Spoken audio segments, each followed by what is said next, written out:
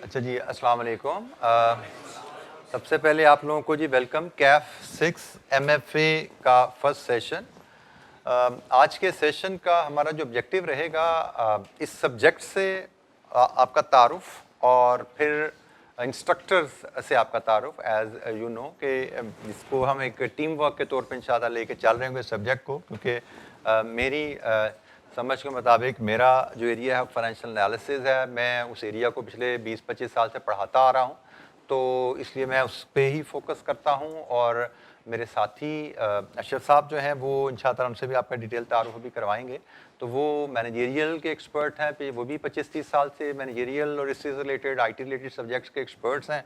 तो इसलिए वो एरिया हमने उनके हवाले किया है ताकि let the experts handle their job इस कॉन्सेप्ट के तहत। आल्दो माशाल्लाह कुछ मल्टी टैलेंटेड लोग हमारे पास भी हैं, मार्केट में भी लोग हैं जो कि माशाल्लाह दोनों एरियाज को पढ़ा रहे हैं, बट मैं भी थोड़ा लिमिटेड नॉलेज और स्किल रखता हूँ और अशर साहब भी मेरी तरह बुजुर्ग हैं, वो भी थोड़ा लिमिटेड और नॉलेज और स्किल रखते हैं। तो हमने अपने अपने एरिया पे फोकस किया, दाएं बाएं हमने जाने की कोशिश नहीं की। अच्छा जी, MFA की बात करें तो सबसे पहले हम इस सब्जेक्ट के ग्रिड को ज़रा देखें। ICAP ने इस सब्जेक्ट को 3 हिस्सों में बांटा हुआ है। जैसे ग्रिड हर सब्जेक्ट में बनाए जाते हैं, यहाँ पे भी ICAP ने 3 ग्रिड बनाने की कोशिश की है, लेकिन वो ग्रिड बड़े हैवी ड्यूटी से हैं। जैसे पूरे का पूरा मैनेजरियल एनालिसिस का सब्जेक्ट उसने एक ग्रिड में डाल दिया, मैंने आवर्स पे ग्रिड लगा दिया। ये वेटेज 35 से 45 मार्क्स का मैनेजरियल एनालिसिस का एक ग्रिड बना दिया। ऑन एवरेज 40 प्लस माइनस इससे मार्क्स टेस्ट होते हैं हमें पेपर में। और ये जो दो एरियाज हैं, ये दोनों ग्रिड्स फाइनेंशियल एनालिसिस के हैं। नॉर्मली ICAP मैं देखता हूं तो अपने ग्रिड्स को बड़ा स्ट्रिक्टली फॉलो करता है कि अगर उसने लिखा है मैनेजरियल एनालिसिस में इतने नंबर आने हैं तो यस 40 प्लस माइनस नंबर आ रहे हैं।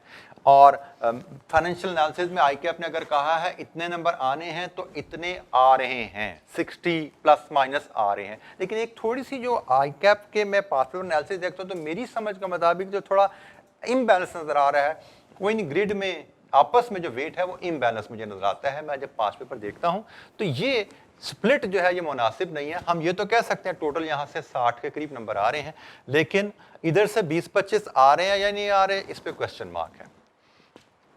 ज्यादा वेट हमारा इस पोर्शन में जा रहा है, लेकिन बहरहाल इंशाल्लाह आगे चलेंगे, टॉपिक वाइज इस पे डिस्कस भी करेंगे, बात भी करेंगे। तो फिलहाल जैसे हमने कहा कि मेनली आपकी दो टीचर्स हैं जो आपसे डील कर रहे होंगे, एक मैनेजरियल एनालिसिस, एक फाइनेंशियल एनालिसिस। फाइनेंशियल एनालिसिस का पोर्शन मैं पढ़ाऊंगा और मैनेजरियल एनालिसिस का पोर्शन अशरफ रहमान साहब पढ़ाएंगे। और नॉर्मली हम क्लासेस को स्प्लिट करके चलेंगे। जो शेड्यूल मेरा अशरफ साहब से, टाइम टेबल तो यही है 10:35 टू 11:50, तो टाइम टेबल तो यही है। इसमें फर्स्ट 3 डेज अशरफ साहब क्लासेस लिया करेंगे, लास्ट 3 डेज मैं लिया करूंगा। तो एक तरह का आपके दो पैरेलल में दो सब्जेक्ट्स चल रहे होंगे। और टूवर्ड्स एंड जाके क्योंकि हमारा फाइनेंशियल एनालिसिस का पोर्शन का वेट थोड़ा ज़्यादा होता है तो फाइनेंशियल एनालिसिस के पोर्शन की क्लासेस बढ़ जाएंगी। मे बी एंड में जाके हम टूवर्ड्स एंड जाके हम 4 और 2 कर लें या उसको हम शिफ्ट कर लेंगे, क्योंकि हमने वेट के हिसाब से जितना सिलेबस है उस हिसाब से क्लासेस को मैनेज करना है। लेकिन आपके लिए 6 डेज अ वीक ही चल रही हैं। मैं और अशरफ साहब अपनी टीम एज अ टीम हम इसको आपस में शेयर करेंगे कि हमने सिलेबस को कैसे टाइमली कवर करना है और सब्जेक्ट को पूरा लेकर चलें। अच्छा जी, MFA की बात करें तो ये है जी MFA की आपकी टोटल आपकी सिलेबस में प्लेसमेंट। आप लोग PRC 5 पढ़ के आए जिसमें मैनेजरियल थ्योरीज आपको पढ़ाई गई। ये 100% मैनेजमेंट का पेपर था, थ्योरीज बेस्ड पेपर था। आपने PRC 5 पढ़ा और आपने पीछे कॉस्ट अकाउंटिंग का एक सब्जेक्ट पढ़ा, कैप 3, जिसमें आपको कॉस्ट एंड मैनेजमेंट अकाउंटिंग के कुछ टूल्स सिखाए गए। अब अगर हम बात करें तो ये हम अब एक स्टेप ऊपर आ रहे हैं कैप 6 में। जब कैप 6 में आते हैं तो ये मैनेजमेंट थ्योरी सारी की सारी यहाँ पे एडवांस लेवल पे जाके अप्लाई हो रही हैं। इसको अशरफ साहब एलैबोरेट करेंगे। कॉस्ट एंड मैनेजमेंट अकाउंटिंग के कुछ नॉलेज और टूल्स एज अ सब्जेक्ट नहीं, कुछ नॉलेज और टूल्स यहाँ पे अप्लाई होने जा रहे हैं।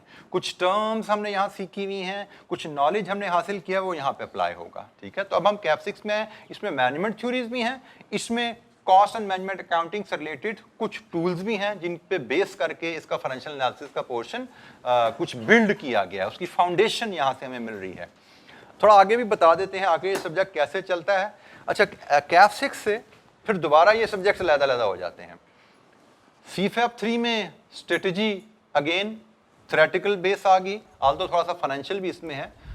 इसका जो आपका पेपर है SPM स्ट्रेटेजिक परफॉर्मेंस मैनेजमेंट, इसमें आपका कुछ मैनेजमेंट थ्योरीज हैं, थोड़ा सा फाइनेंशियल है।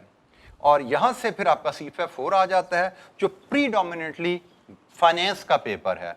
इसमें फाइनेंस का पोर्शन निकल के इधर एडवांस हो गया, इसमें से मैनेजमेंट का पोर्शन निकल के इधर चला गया, और ये फिर दोनों फिर कंबाइन हो गए MSA 2 में जाके। MSA 2 is again the combination of these two papers.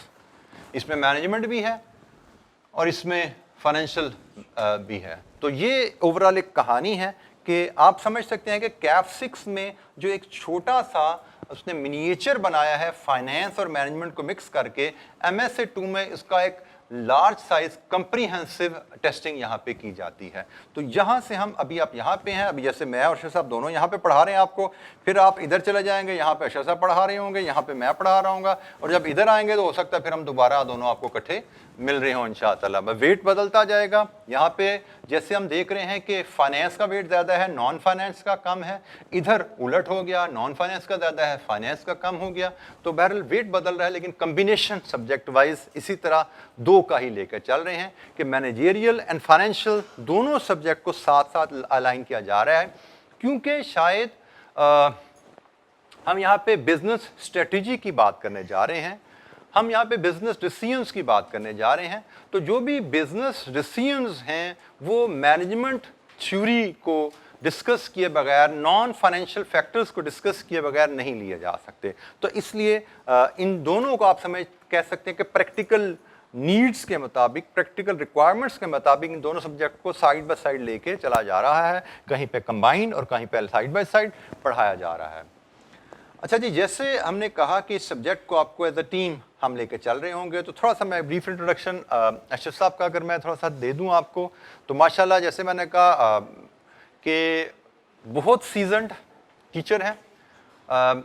मैं अगर बात करूं अपनी तो 99 में मैं सर की क्लास में बैठा हुआ हूँ, ठीक है। माशाल्लाह इतने सीनियर टीचर हैं कि 99 में ही वाज टीचिंग, ऑल्दो मुझसे 1-2 साल ही सीनियर हैं, लेकिन he was the teacher in 99 when I was doing my CA. तो मैं इनसे इनकी माशाल्लाह क्लास में पढ़ा, और फिर माशाल्लाह हम तकरीबन कोई 20-22 साल से एज अ प्रोफेशनल, 20 साल से तकरीबन एज अ प्रोफेशनल कुलीग्स भी हम पढ़ा रहे हैं डिफरेंट अदारों में, कभी इकट्ठे कभी अलग-अलग पढ़ाते आ रहे हैं।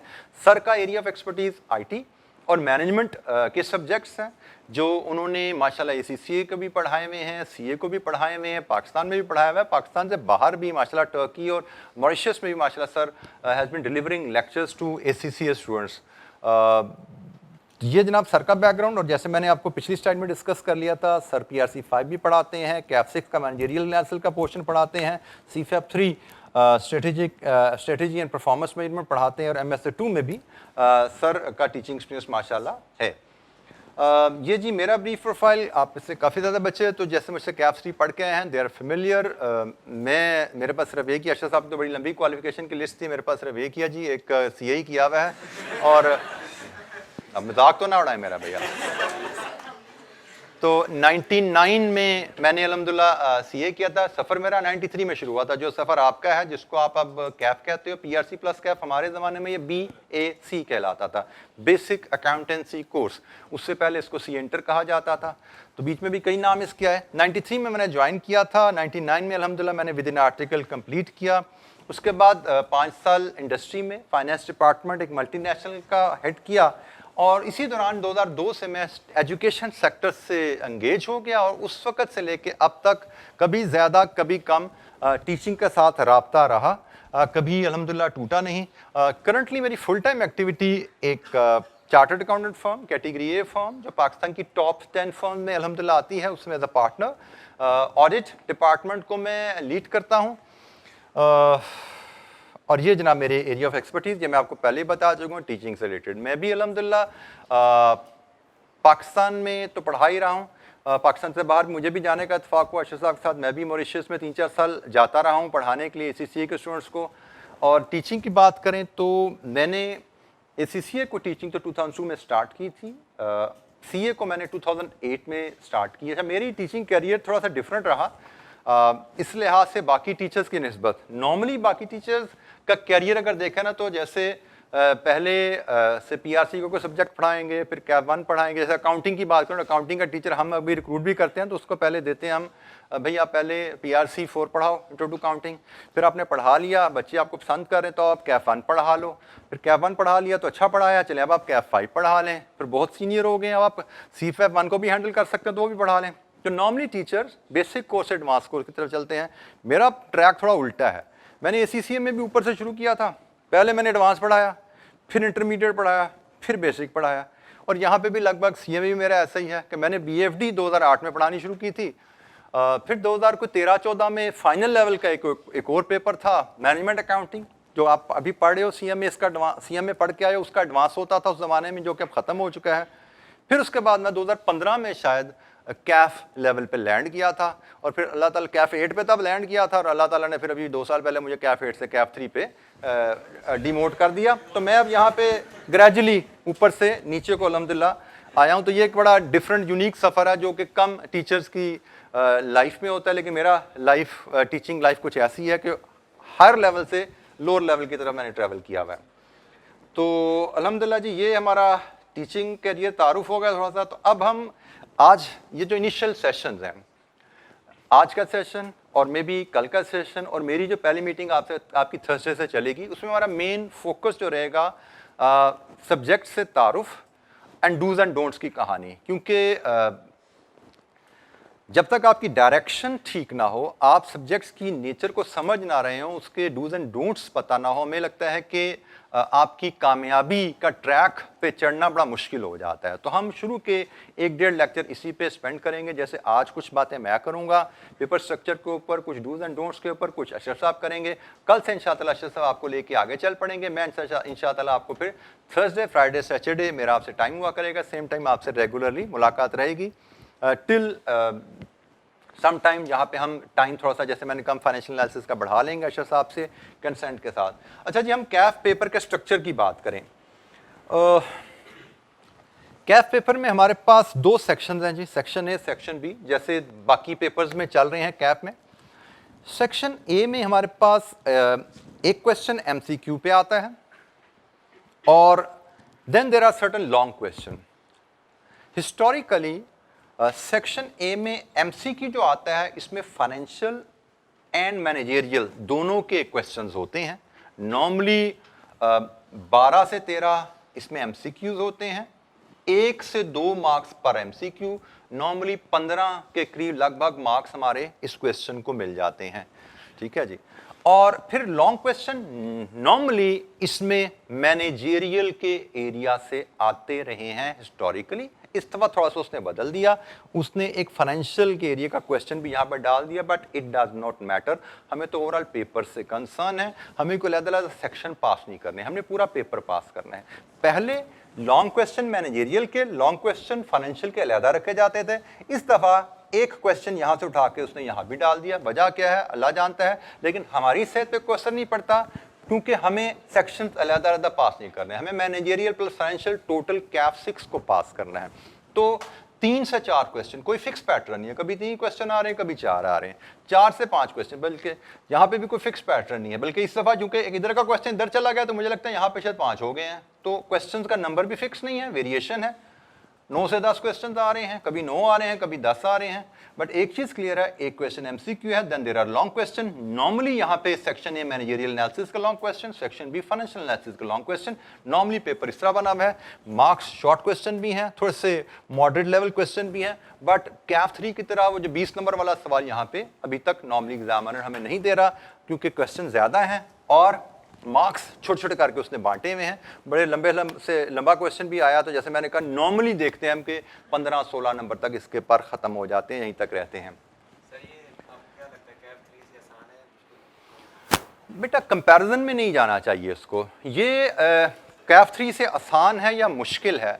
पहली बात ये डिफरेंट है, ठीक है, ये चीज़ आप समझिए। This is not cost and management accounting. मैंने इसलिए बड़ा क्लियरली कहा कि ये कॉस्ट एंड मैनेजमेंट अकाउंटिंग की एक्सटेंशन नहीं है। कॉस्ट एंड मैनेजमेंट अकाउंटिंग में कुछ हमने असूल और कुछ टूल्स सीखे थे, कुछ टर्म्स सीखी थी, उनका इस्तेमाल होने वाला है यहाँ पे। But this is financial analysis is going to be entirely different ball game. इसमें कोई भी टॉपिक मैं कहूँ कॉस्ट एंड मैनेजमेंट अकाउंटिंग का एडवांस टॉपिक है, नो, ये इंडिपेंडेंट चीजें हैं।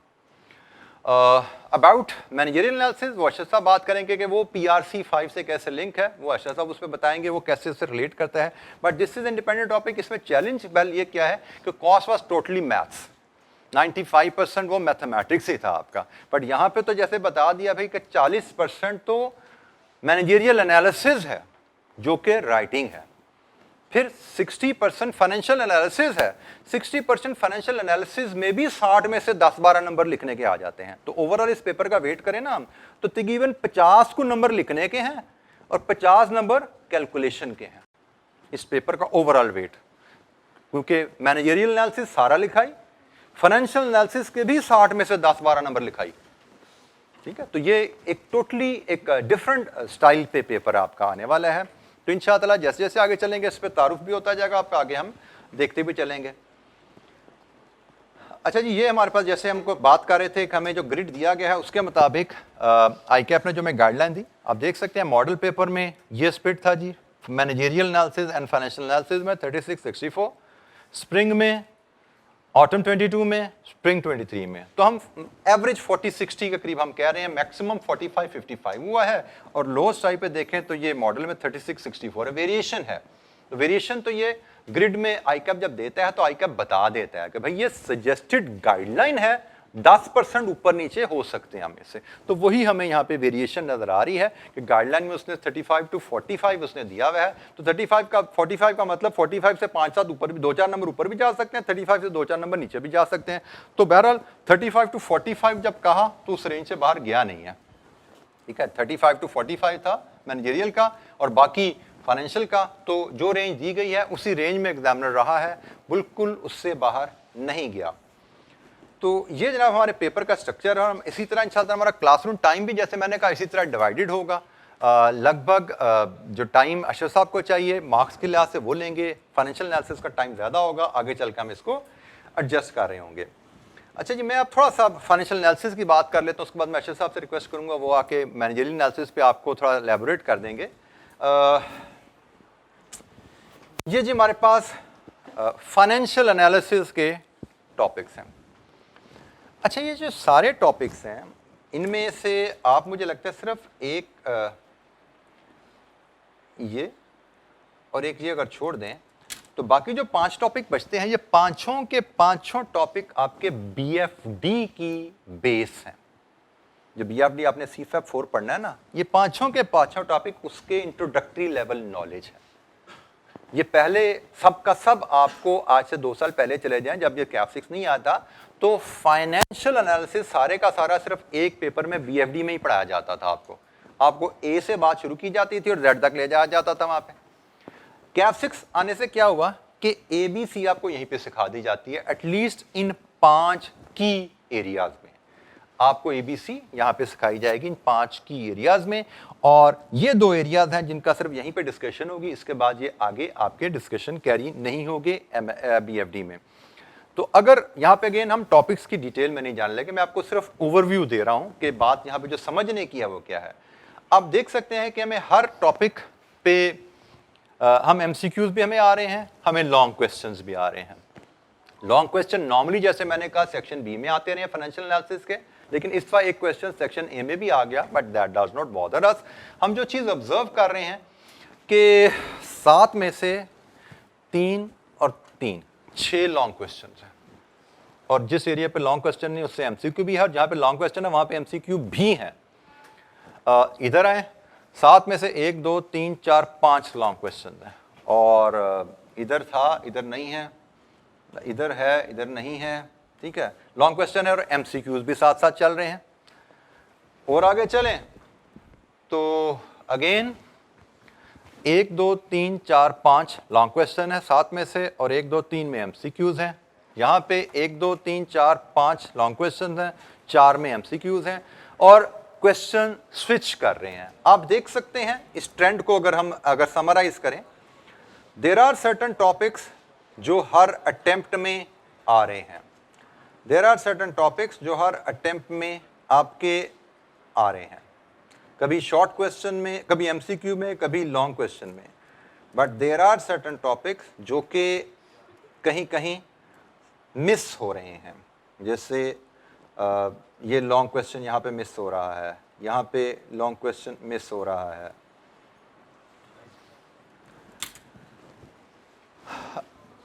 इसमें एक जो पैटर्न, अगेन ये कोई कंसिस्टेंसी जरूरी नहीं कि प्रिवेल करे, जो नजर आ रहा है कि आप फॉर बजटिंग एंड फोरकास्टिंग देखिए जरा,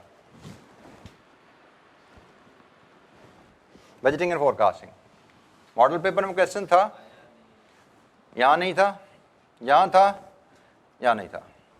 वर्किंग कैपिटल पे आए, यहां नहीं था, यहां आ गया, यहां नहीं था, यहां आ गया। ठीक है, इन दो के अलावा और कोई पैटर्न फिक्स नहीं है, और ये पैटर्न भी कोई गारंटी नहीं है कि आगे भी चलने वाला है, ये ध्यान में रखिएगा। हम क्या समझते हैं, जैसे आपके साथी ने फौरन कह दिया अब नहीं आएगा, तो ये कोई गारंटी नहीं होती। हम ये गाइडलाइन जरूर लेते हैं सिर्फ ये देखने के लिए कि कौन सा सवाल अहम है, कौन सा कम अहम है। जो अहम है उसको हम ज्यादा टाइम दे देंगे, जो कम अहम है उसको हम कम टाइम दे देंगे, बट ऐसा कभी नहीं करेंगे। पहला असूल सीए में अगर आपने स्मूथली चलना है, नेवर बी सिलेक्टिव। सिलेबस पूरा कवर करेंगे, कहीं ज्यादा मेहनत कर लेंगे किसी टॉपिक पे, किसी एरिया पे कम मेहनत कर लेंगे, बट कवर हम हर एरिया इंशाअल्लाह करके चल रहे होंगे। तो जनाब ये हमारे कहने का मकसद यह है कि हमारे 7 एरियाज हैं, और 7 के 7 एरियाज में से हर अटेम्प्ट कहीं पे 7 टेस्ट हो रहे हैं, कहीं पे 6 टेस्ट हो रहे हैं, 6 में कभी कोई 6 कभी कोई 6, 5 तो फिक्स हैं, लेकिन 2 पे ऊंच नीच हो रही है। लॉन्ग क्वेश्चन सर्टेन एरियाज पे फिक्स्ड है, शॉर्ट क्वेश्चन में एमसीक्यूज में हिलजुल हो रही है, but in short whole of the area should be covered. अगर आप इसको पास करना चाहते हो, कहीं एमसीक्यू आ जाएगा 2 नंबर का, कहीं 5 नंबर का सवाल आ जाएगा, कहीं 12 नंबर का सवाल आ जाएगा, तो हम किसी एरिया को मिस करना अफोर्ड नहीं करते। बाय द वे मुझे लगता है कि जिस सीक्वेंस में मैंने ये टॉपिक लिखे हैं ना, हम फाइनेंशियल एनालिसिस का पोर्शन इसी सीक्वेंस में पढ़ने वाले हैं, तो शायद हमारी किताब भी इसी अंदाज में लिखी गई होगी कि हम इसी अंदाज में जो फाइनेंशियल एनालिसिस का पोर्शन है वो हम इसी सीक्वेंस में पढ़े होंगे। ठीक है जी, तो ये जी हमारे ओवरऑल पेपर का स्ट्रक्चर, और उसमें फाइनेंशियल एनालिसिस से रिलेटेड मार्क्स, वेटेज और क्वेश्चंस में उसकी डिफरेंट टॉपिक में डिस्ट्रीब्यूशन पे थोड़ी सी बात की। जी कोई सवाल किसी बच्चे के दिन में यहां तक कोई सवाल अगर आया हो एमएफए कैफ 6 से रिलेटेड? अच्छा जी, स्टडी मटेरियल की बात कर लें तो ये हमारी जी एक किताब डेवलप हुई भी है। ये अशरफ साहब ने इसमें मैनेजरियल एनालिसिस के एरिया पे काम किया हुआ है, और मैंने इसमें फाइनेंशियल एनालिसिस के एरिया पे काम किया हुआ है। ये किताब का एडिशन जो है, फिलहाल जो लास्ट एडिशन था उसी को हम कैरी कर रहे हैं, इसको हमने अपडेट नहीं किया क्योंकि लास्ट अटैम्प्ट में ही काफ़ी ज़्यादा इसमें अपडेट्स एडिशन में की गई थी। सिर्फ अगर जो रिक्वायर्ड है वो रीसेंट अटैम्प्ट का पेपर है, तो वो हम अलहदा से अवेलेबल है हमारे पास, डाउनलोड कर लेंगे, अपने साथ अटैच कर लेंगे। तो उसको हमने फिलहाल किताब में हमें अपडेट करने की ज़रूरत फील नहीं हुई, तो नया एडिशन इसलिए हमने इस अटैम्प्ट के लिए प्रिपेयर नहीं किया। Same edition is available in the at the book shop, आप इसको लीजिएगा, इसी को लेकर चलेंगे। इसके अलावा आपके पास आईकैप की टेक्स्ट बुक जरूर होनी चाहिए, सॉफ्ट फॉर्म में, इट इज डाउनलोडेबल, आप डाउनलोड करके अपने पास रखिए। मैनेजरियल एनालिसिस तो है ही रीडिंग का काम, फाइनेंशियल एनालिसिस में भी आई रिकमेंड रीडिंग। तो जिन एरियाज में आपको चैलेंज आएगा, आपको लगे नोट्स के बाद भी मुझे कोई तशनीगी रह गई है, तो वहां पे आप मे भी आपके शायद यहाँ पे अगर 15 चैप्टर है तो 15 में से 3-4 चैप्टर आपको यहाँ से भी पढ़ना पड़े। You always must have a reference book कि किसी एरिया पे कोई चैलेंज आए तो हम उसको दूसरी किसी किताब की मदद से उसको पढ़ के उसको अपने समझ को बढ़ा सकें। जी बेटा, आपको क्वेश्चन करना चाहते हैं? बजटिंग एंड प्रोजेक्शन बेटा वो मैं पढ़ाऊंगा। स्टैटिस्टिकल एनालिसिस के लिए मुझे पिछली दफ़ा मेरे आपके एक साथी ने नहीं, आपके साथी ने मुझे डरा दिया। मैंने बच्चों से बात की, मैंने कहा जी अब हम फाइनेंशियल एनालिसिस के बाकी सारे खत्म हो गए, स्टैटिस्टिक्स की बात है तो नेक्स्ट वीक से हम स्टैटिस्टिक्स शुरू करेंगे। आपके एक साथी ने मुझे कहा दिया सर स्टैटिस्टिक्स आप में पढ़ाइएगा, फंस जाएंगे। मैंने कहा क्यों फंस जाऊंगा यार, स्टैटिस्टिक्स में क्या है? उनका जी सर पूरा क्यूएम है, क्यूएम में जो हमने पढ़ा था ना स्टैटिस्टिक्स, पता नहीं 40-50 घंटों में सारे का सारा उसने एक चैप्टर में डाल दिया, तो आपको सारा क्यूएम पढ़ना पड़ेगा हमें पढ़ाने के लिए। तो मेरा मशवरा ना पढ़ाएं आप। तो मुझे उसकी बात बड़ी अच्छी लगी, उसका मशवरा मैंने मान लिया। नॉर्मली मैं बच्चों की बातें बातता नहीं होता, बट वो बात अच्छी इतनी लगी कि मैंने मान लिया। और फिर मैंने अपने जो स्टैट्स के हमारे जो टीचर हैं उनसे रिक्वेस्ट की, जो बड़े नामी ग्रामी माशाल्लाह अच्छे टीचर हैं, तो उन्होंने माशाल्लाह उसको हसनान साहब उन्होंने हैंडल किया उसको, और फिर बच्चों को ने बाद में मुझे शायद दुआएं दी कि मैंने उनकी बात मान ली, क्योंकि मैंने जैसा कहा ना, I believe experts should handle. ठीक है, मैं भी अगर कोशिश करता तो टूटा फूटा पढ़ा लेता। मैं जैसे मैनेजरियल एनालिसिस है, मैं भी कोशिश करूँगा टूटा फूटा पढ़ा लूँगा, बट जैसे अशरफ साहब पढ़ा सकते हैं वैसा मैं नहीं पढ़ा सकता। वो 20 साल से पढ़ा रहे हैं। इसी तरह अशरफ साहब भी कोशिश करेंगे फाइनेंस के पोर्शन, वो जैसा SPM में फाइनेंस वो पढ़ा देते हैं, क्योंकि वहाँ पर थोड़ा सा होता है ना, पढ़ा देते हैं, वो भी कोशिश करेंगे कैफ 6 का भी फाइनेंस पढ़ा सकते होंगे। लेकिन शायद जिस तरह मेरा 20 साल का तजर्बा सिर्फ फाइनेंस का है, तो इतनी बारीकी से शायद वो ना पढ़ा पाएँ। तो इसलिए मेरा जो अंदाज़ है कि late the expert handle the job, और प्रोफेशनल की अप्रोच भी यही होनी चाहिए। तो इसलिए मुझे लगा कि स्टैट्स मुझसे अच्छा अगर स्टैट्स का टीचर पढ़ा सकता है, देन व्हाई नॉट। बच्चों का फ़ायदा ऑब्जेक्टिव मकसद क्या है, बच्चों का फ़ायदा होना चाहिए। मकसद को मेरी कोई पर्सनल जायजा या बल्ले बल्ले कराना नहीं है कि जी मैंने सारा पढ़ा दिया, तो ये मकसद नहीं है। मकसद यह कि भी आपको बेस्ट रिसोर्स से पढ़ाया जाए। अच्छा, हमारे यहाँ पे वायदा वे फॉर योर इन्फॉर्मेशन, हमारे यहाँ पे थोड़ा सा ना इस चीज़ को एक अजीब सी, मुझे कुछ फीडबैक मिली, सर सारा क्यों नहीं पढ़ाते आपने, सर वो सारा पढ़ाते हैं, वो अच्छे हैं। तो ये एक अजीब सी एक टैबू सामने बनाया हुआ है। लेकिन मैं अगर आपसे बात करूँ ना, कि मैं आज से कोई 15-16 साल पहले कराची गया था। कराची में मैंने स्टडी किया था, डिफरेंट इंस्टीट्यूट जो CA के पढ़ाते हैं। तो वहाँ पे उस ज़माने की बात कर रहा हूँ, उस ज़माने में they developed a strategy of यही let the expert handle the job. उन्होंने अकाउंटिंग को डिवाइड किया हुआ था कि भाई कंसोलिडेशन का एक्सपर्ट मिस्टर ए है, मिस्टर ए 4 बैचेस चल रहे हैं, चारों की कंसोलिडेशन मिस्टर ए पढ़ाएंगे भाई। और ये जो फाइनेंशियल इंस्ट्रूमेंट का एक्सपर्ट है वो मिस्टर बी है, तो सारे बैचेस को फाइनेंशियल इंस्ट्रूमेंट मिस्टर बी पढ़ाएंगे। तो मतलब वो एक एक्सपर्टीज का एक अलग ही लेवल था, जो कि मुझे बड़ा अच्छा लगा कि यार ये अल्टीमेट एम क्या है कि आप एक्सपर्ट्स जो हैं, जो एक, क्योंकि सारी बात है, मैं अगर इवन 4 सब्जेक्ट पढ़ा रहा हूँ तो मैं चारों सब्जेक्ट का सेम लेवल का एक्सपर्ट नहीं हो सकता, बनिस्बत मैं एक सब्जेक्ट पढ़ा रहा हूँ। पर एक सब्जेक्ट में भी एक टॉपिक पे अगर फोकस हो जाऊंगा तो मेरी रिसर्च और मेरी स्टडी और मेरी ग्रिप कहीं और निकल जाती है ना, तो इट मैटर्स। तो इसलिए मैं एज अ प्रोफेशनल समझता हूँ कि ये बेहतर अप्रोच मुझे बेहतर लगती है। मैं समझता हूँ कि मेरे पास एक कैपेसिटी नहीं है कि मैं तीनों जो डायमेंशंस हैं उनको इक्वल एक्सपर्टीज पर डिलीवर कर सकूँ। तो why not to get engage some experts जो सिमिलर सेम लेवल पे आके चीज़ें डिलीवर कर सकते हैं। ठीक है, तो इसलिए स्टैट्स, ओनली स्टैट्स का जो एक चैप्टर है हमारा, वो हसनान साहब मोस्ट प्रॉब्ली इंशाअल्लाह जो एक्सपर्ट हमारे स्टैट्स के एक्सपर्ट हैं, जो कि ऑलरेडी पढ़ा चुके हैं कैफ 6 में मेरे साथ, वो करेंगे। ही गॉट एक्सीलेंट फीडबैक माशाल्लाह। ठीक है, तो ये जनाब हमारी कहानी होगी रिसोर्सेज के ऊपर। तो एनी अदर क्वेश्चन जी, कोई और सवाल? लेक्चर्स कितने होंगे बेटा, मैंने जो हिसाब लगवाया था पिछली दफ़ा, तो टोटल 110 के करीब लेक्चर्स थे हमारे लास्ट सेशन में, जिनमें से अराउंड 40 मैनेजरियल एनालिसिस के थे और 70 फाइनेंशियल एनालिसिस के थे। ये मेरा जो आप कह लें कि जो हमारी वीडियोस रिकॉर्ड हुई थी, मैंने उस वीडियोस का एनालिसिस करवाया। तो कुछ इस तरह रिवीजन इसके अलावा है, ये रिवीजन के अलावा है। रिवीजन के अलावा अशरफ साहब की 10-12 घंटे की रिवीजन थी। कोई मेरी फाइनेंशियल एनालिसिस जो कि पोर्शन बहुत बड़ा था, तो सिलेक्टिव हमने कोई 5-6 घंटे की रिवीजन मैंने प्लान की थी। तो जिस तरह अगर उनके रिवीजन के साथ उनका 50 पे चला गया टाइम, और मेरी तकरीबन उनका 75 पे आ गया फाइनेंशियल एनालिसिस का टाइम। तो लेकिन रेगुलर कोर्स जो हमारा चला था वो अराउंड 110 आवर्स पे रहा था हमारा कोर्स, जो कवरेज हम कहते हैं, कंप्लीशन जो है। रिवीजन तो सारी बात उसके बाद हफ्ते 10 दिन बाद हमने करवाई थी, वो तो रिवीजन के टाइम पे हमारा काम हुआ था जी। एनी अदर क्वेश्चन, कोई और आप में से कोई साथी क्वेश्चन करना चाहते हो हमारी अप्रोच के बारे में, स्टडी के बारे में, कैसे चलेंगे हम? आई कैप का रिजल्ट MFA का कितना रहा है? आई कैप का रिजल्ट MFA का बाकी पेपर्स का जैसे है उसी रेंज में, 30s की रेंज में रहता है। कोई बहुत ज़्यादा एबनॉर्मल हाई या लो इसका रिजल्ट नहीं है। ठीक है, उसकी वजह थोड़ी सी ये रहती है क्योंकि इसमें न्यूमेरिकल की सपोर्ट बहुत ज़्यादा होती है और पेपर का लेवल को बहुत ज़्यादा टफ नहीं आ रहा। जैसे इस वक्त की मैं बात करूं तो मुझे लगता है कि शायद आसान तरीन पेपर्स में से एक था। कैसे इस बार तो वैसे ही वो ईजीएस्ट पेपर था वैसे तो, ना यही होता है ना ईजीएस्ट पेपर। इस बार तो वैसे ग्रुप बी सारा ही ईजीएस्ट था मुझे लगता है। इन जनरल जो फीडबैक है बच्चों की, ग्रुप बी सारा ही बहुत आसान रहा है। ग्रुप ए में कुछ पेपर्स ने चैलेंज दिया बच्चों को, ग्रुप बी ओवरऑल आसान रहा है। लेकिन MFA जी बेटा, ग्रुप ए में कुछ सब्जेक्ट्स में बच्चों ने कहा जैसे चैलेंज रहा, जैसे मुझे लगा बच्चों ने कहा R1 में चैलेंज आया, बी लॉ में उनको थोड़ा सा चैलेंज मिला, इन 2 सब्जेक्ट में। Cost was again easiest paper ही था उसमें तो माशाल्लाह, लेकिन बी लॉ और रिपोर्टिंग R1 में बच्चों को थोड़ा चैलेंज रहा। लेकिन ग्रुप बी के बारे में सब बच्चों की यूनानिमस राय थी कि हर पेपर आसान था।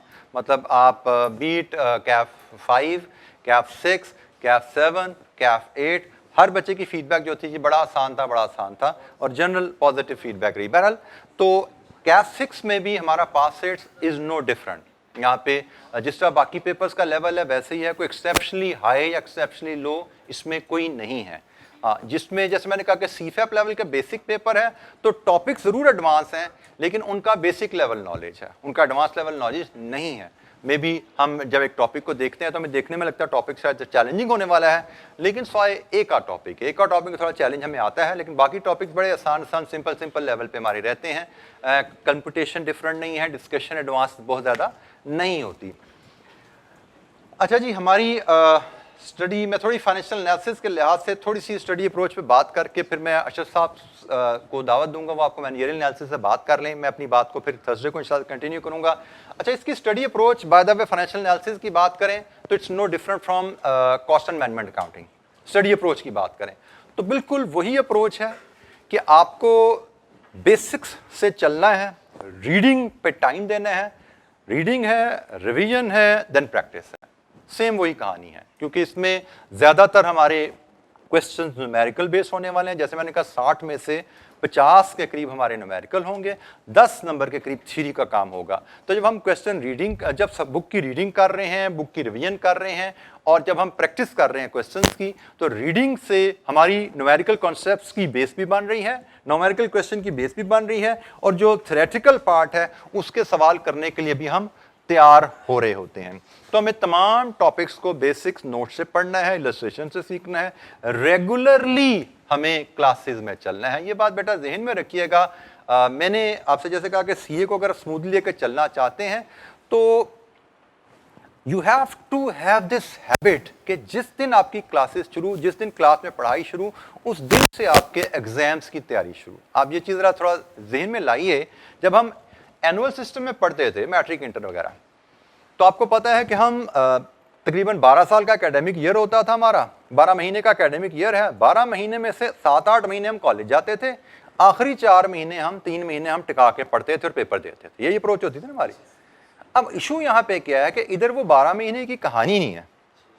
आप इधर बैठे हो इस वक्त मार्च खत्म हो गया, हम जो अप्रैल आ गया, पेपर कब है आपके? आज से 5 महीने बाद तकरीबन।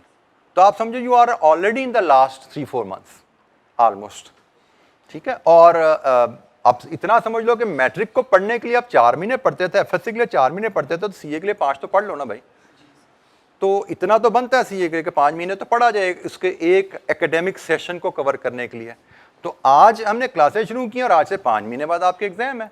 तो right from the first day you have to have this approach कि भाई हम पेपर की तैयारी कर रहे हैं, हम क्लासें पढ़ रहे हैं, फिर सिलेबस खत्म होगा, फिर पेपर की तैयारी शुरू करेंगे। ये अप्रोच यहाँ पे नहीं चलेगी। बाय नाउ, अब आप माशाल्लाह सारे ग्रुप बी में आ चुके हो, by now you must have learn this. और अगर अभी किसी ने नहीं सीखा तो फौरन ये सीख ले।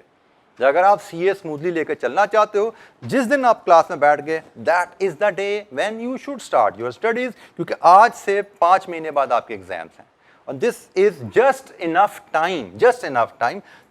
इनफ टाइम कि आप पास होने के लिए रीजनेबल तैयारी कर सको। अगर आपने यहाँ से टाइम ज़ाया किया, कंप्लीशन का इंतजार किया, जी कंप्लीट होगा, ईद आएगी, दूसरी ईद आएगी, तीसरी ईद आएगी, फिर ये होगा, तो फिर ये पेपर आपके हाथ में नहीं आता। क्योंकि मैंने आपको बताया 7-8 चैप्टर तो हमारे हैं, इसी तरह मुझे लगता है 7-8 चैप्टर फाइनेंशियल मैनेजरियल एनालिसिस के भी हैं। तो टोटल 14-15 चैप्टर आपने पढ़ने हैं, उनको पढ़ना है, रिवाइज करना है, उनकी प्रैक्टिस करनी है। तो it will take some time, it will require some efforts, और एग्जाम लेवल तक परफॉर्म करने के लिए definitely you have to be regular. अच्छा जी, गाइडलाइंस को स्ट्रिक्टली फॉलो कीजिए, इस पर मैं बहुत ज़्यादा एम्फेसिस करता हूँ। मुझसे अक्सर बच्चे गाइडलाइंस टीचर्स की नहीं लेकर चलते, वो अपने सीनियर्स, क्लास फेलोज की बातें सुन के उस पर अमल करने लग पड़ते हैं। This is very dangerous most of the time. एक चीज़ ध्यान में रखिएगा बेटा कि आपके कि स्टडीज में आपको किसी भी सब्जेक्ट में इशू है, your teacher should be your adviser. आपके टीचर की advice should be last word for you. बड़ा दुख होता है बाज़ के बच्चे अपनी समझ के मुताबिक या अपने दोस्त या साथी की समझ के मुताबिक को फैसला कर लेते हैं। और फॉर एग्जांपल अक्सर बच्चों से मिलना पेपर के बाद, हाँ जी बेटा पेपर दिए कैसा हुआ? सर मैंने तो ड्रॉप कर दिया था। बच्चे से पूछा भाई आप तो बेटा रेगुलर थे क्लास में, बड़ा ठीक चल रहे थे, क्यों ड्रॉप किया? सर मुझे फलाना प्रॉब्लम आ गई थी तो मुझे फलानी प्रॉब्लम की वजह से मैंने ड्रॉप कर दिया। अब मुझे अक्सर मोस्ट ऑफ द केसेस में ये बड़ा दुख होता है कि बच्चा जिस प्रॉब्लम का जिक्र कर रहा होता है, अगर उसने वो जिक्र टाइमली वो प्रॉब्लम मुझसे शेयर किया होता तो वो प्रॉब्लम तो 2 घंटे की थी। वो मुझसे टाइमली शेयर करता तो 2 घंटे में उसका मसला हल हो जाता। उसको मैं ऐसा कोई मेथड, कोई स्ट्रेटजी, कोई सपोर्ट प्रोवाइड करता है, उसका मसला हल होता और वो अपने 6 महीने ज़ाया करने से बच जाता। सो काइंडली अपने टाइम को, वक्त को वैल्यू दीजिए और अपने कोई इश्यूज आपके एकेडमिक के आते हैं अपने टीचर से, अपने मेंटर से डिस्कस कीजिए। They are the best who can advise you. अच्छा जी, रिवीजन और प्रैक्टिस, इस पे मैं बहुत ज़्यादा आपको फोकस करवाता हूं कि भाई हमने नोट्स को पढ़ के कॉन्सेप्ट सीखने हैं, नोट्स को दोबारा पढ़ना है, नोट्स को पढ़ना है। रीडिंग की मैं बात बार बार करता हूं, नोट्स के थ्रू हमने रिवीजन करनी है, इलस्ट्रेशन के थ्रू हमने सीखना है और इलस्ट्रेशन के थ्रू रिवीजन करनी है। Then we have to practice unseen question. Unseen question practice करेंगे और साथ साथ हम मार्किंग स्कीम और एग्जामिनर कमेंट्स को भी देखेंगे, क्योंकि हमें अल्टीमेटली एग्जामिनेशन पेपर को पास करने के लिए तैयार होना है। तो एग्जामिनेशन पेपर को पास करने के लिए तैयार होने के लिए बहुत ज़रूरी है कि आप एग्जामिनर को जानते हो, एग्जामिनर की मार्किंग स्कीम को जानते हो और एग्जामिनेशन में आपने क्या क्या स्किल्स परफॉर्म करनी है वो स्किल्स पे आपकी ग्रिप हो। जैसे नॉर्मली हमारे बच्चों का अंदाज होता है कि हम न्यूमेरिकल पेपर में प्रैक्टिस बहुत ज़्यादा करते हैं और मुझे लगता है कि एट टाइम हम ओवरडू कर रहे होते हैं प्रैक्टिस करते हुए। वैसे अगर मैं जानना चाहूँ, थोड़ी सी मुझे हेल्प कीजिए। आल्दो कुछ मेरे स्टूडेंट्स हैं जिन्होंने कॉस्ट में मेरे साथ ये एक्टिविटीज़ की हुई हैं, लेकिन आज कुछ नए चेहरे भी मुझे नजर आ रहे हैं। जस्ट फॉर द लर्निंग सेक, हमें प्रैक्टिस करते हुए किन चीज़ों का ख्याल करना चाहिए, प्रैक्टिस करते हुए हमें क्या स्किल्स सीखनी चाहिए घर पे जब हम पास्ट पेपर प्रैक्टिस कर रहे हैं। What are the targeted skills? कोई बच्चा हाथ खड़ा करके बता सके? जी बेटा। अब बंदे की बात ना कर, अपनी बात कर तू यार। बंदों की बात तो नहीं करी जा रहा, अपनी बात करो। हाँ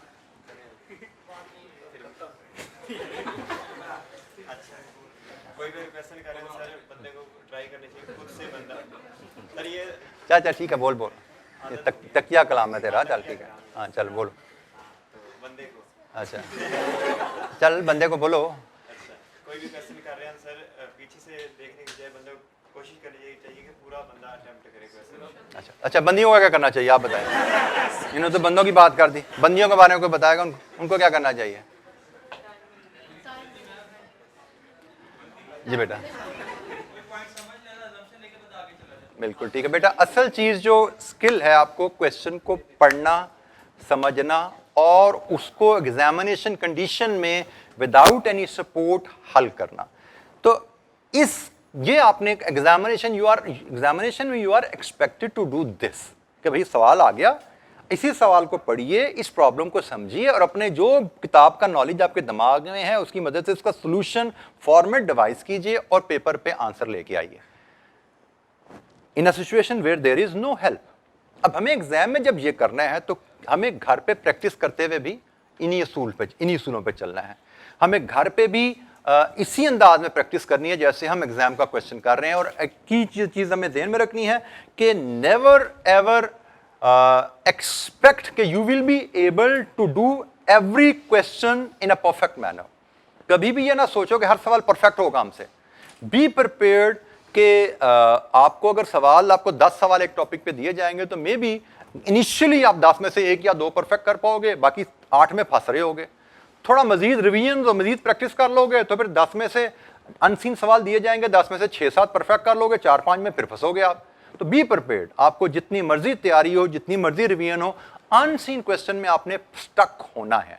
and the challenge is to learn कि जहां पे फंसें वहां पे अजम्पशन लें, सवाल को कंप्लीट करना सीखें। परफेक्ट कर सकते हैं, वेरी गुड कीजिए, लेकिन परफेक्ट नहीं कर सकते तो फंस के छोड़ नहीं देना, पेपर नहीं ज़ाया कर देना, पेपर पूरा करना। उसके लिए बड़ा जरूरी है कि अनसीन क्वेश्चन की आप प्रैक्टिस करते हुए जहन में रखिए कि हमें परफेक्ट करके पेपर पास नहीं करना, हमें पेपर पूरा करके पास करना है। तो जो बच्चा पूरा पेपर न्यूमेरिकल पोर्शन कर लेता है उसमें उसके स्कोर आसानी से 50-60% पे आ जाता है।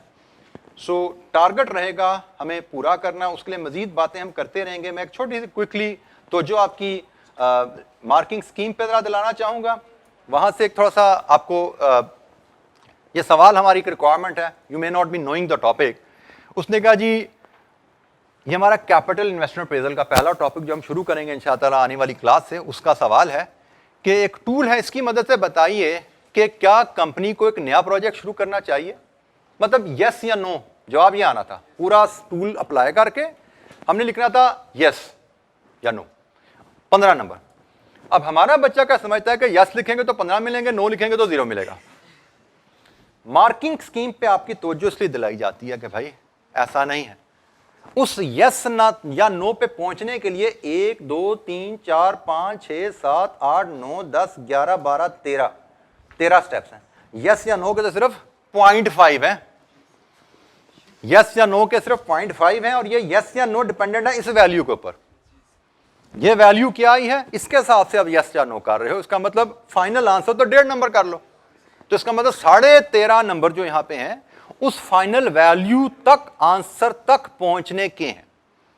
और इनमें से जाहिर बात आपकी कोई भी एक वैल्यू गलत होगी तो आंसर गलत आ गया आपका। तो आपको जो चीज समझनी है कि भाई हमें स्टेप वाइज नंबर दिए गए हैं, हमें जो स्टेप आता है वो कर देंगे, जो नहीं आता उसकी वैल्यू जूम कर लेंगे। हमें यस या नो बताना है, सही है या गलत है, इसकी टेंशन नहीं लेनी।